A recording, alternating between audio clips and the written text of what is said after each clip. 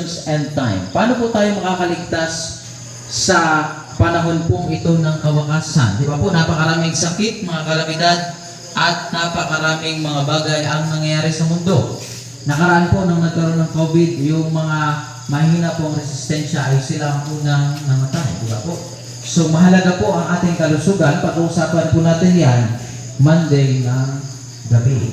At sa Tuesday naman po, pag-uusapan natin Revelations Gateway to a New Life. Gusto mo ba ng bagong buhay?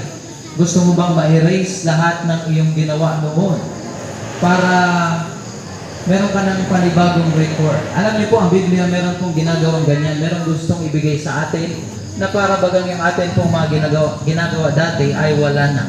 Pag-aaralan po natin yan Tuesday ng gabi. Sa atin pong pagsisimula, tayo po ay makakarinig muli ng isa pang awitin bago po tayo tuluyang magsimula.